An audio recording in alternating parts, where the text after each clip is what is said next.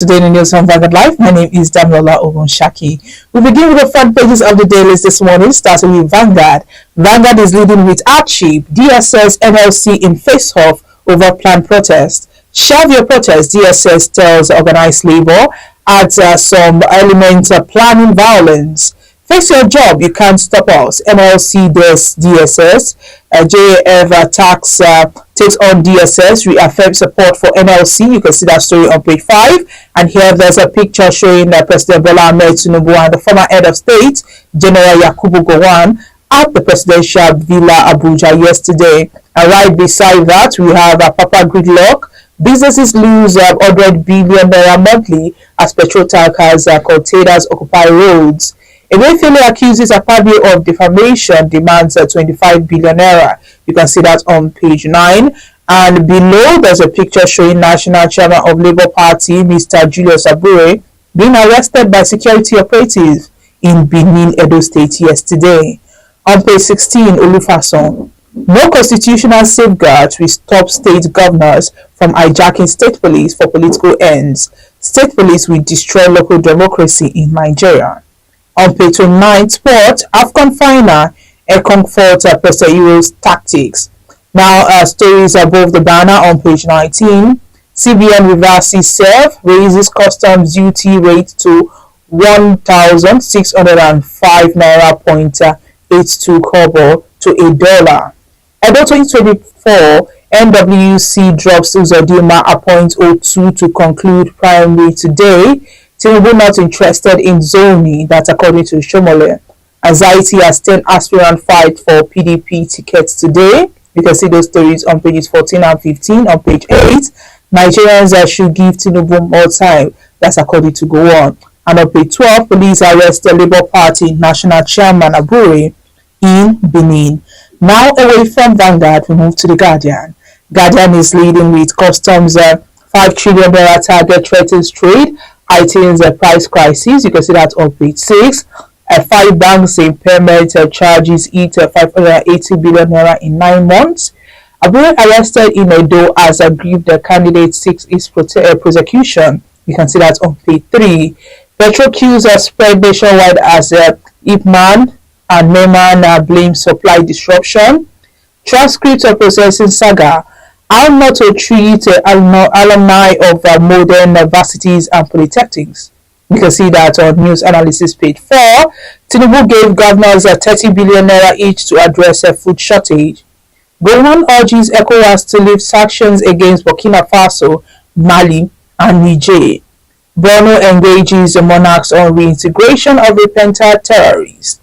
Lastly, on the Guardian newspaper, lack of funds forces Tigers out of Afro basket qualifiers. You can see that on page 2 of the Guardian newspaper. And lastly, the Punch. Punch is leading with TUC NLC split as DSS wants labor against planned protest.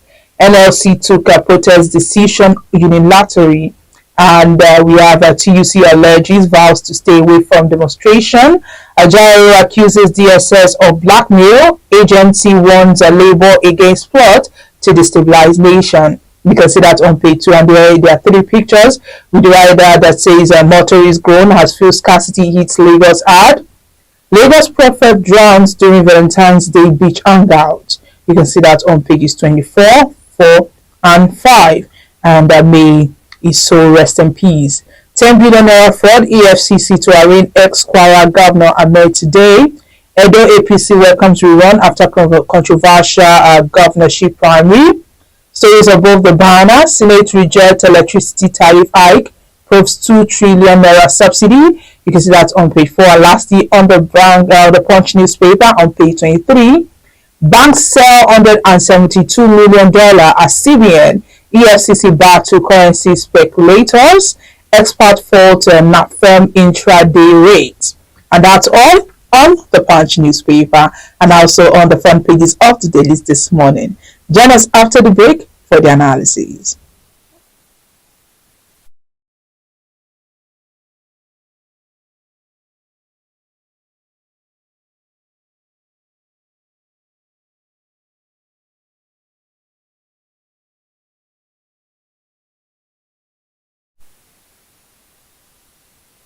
Welcome back. If you are just joining me, this is Today News on Vanguard Live. My name is Damlola Ogunshaki, and let's quickly take a look at some of the stories. And we're starting with the Hardship. Well, the Department of State Services (DSS) has asked organized labor to shelve its planned nationwide protest over high cost of living and sundry issues in the country in the interest of peace.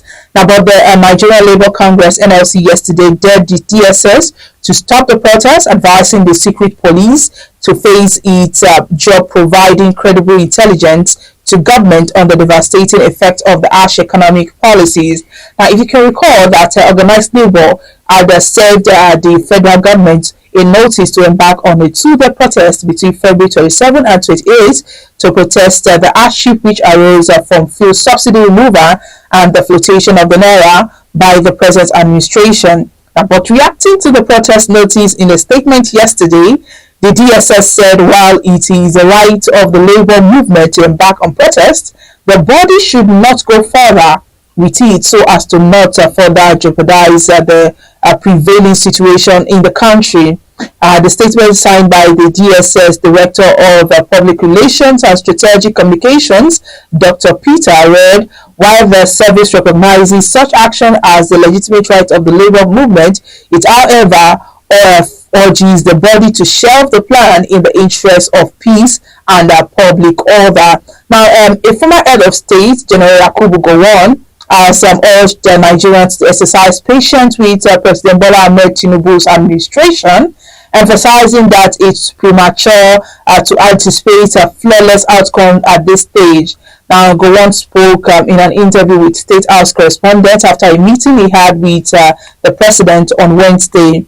Now, the former head of state, who noted that he was visiting Tinubu for the first time after the latter's inauguration, disclosed that discussions revolved around matters concerning peace and security within the West African sub-region. Now, responding to inquiries about his advice to the president regarding the prevailing national circumstances, GOWON acknowledged the existing challenges but stressed that it's too early to anticipate perfection from the president. Now, he also said, at least if you remember, that it was told that it was too late fighting the war, that probably Nigeria would not make it and should not seek for discussion. Well, he said, did they do it or not? That they probably did not know the problem there on the ground there. So that's what he said during his visit. And of course, if you remember that the front page is there, you could have seen his pictures when he visited the president. But this morning, let's end it on a lighter note with Mr. and Mrs. And the first person speaking today is Mr. Mr. says, you called my childhood friend good for nothing. Mrs. says, is it not? He sent you 5 football club jerseys worth £700 each from United Kingdom. Why didn't you send the money instead? Serious. If I'm Mrs., I will ask for the more money immediately.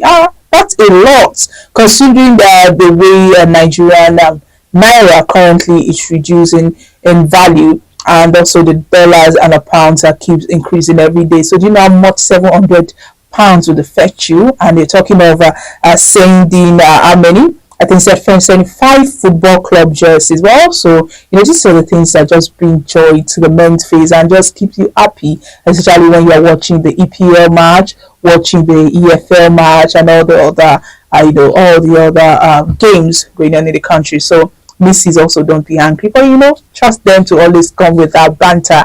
Well, this is where we have to draw the curtain today. My name is Damlola Ogunshaki. If you want to like and follow us on all our social media platforms showing on your screen, on Facebook, Instagram, Twitter, TikTok, you can also visit our website www.vanguardngr.com to get more of our top stories. And today is really raining. Most of the roads are flooded, so put on a good shoe and also be careful out there.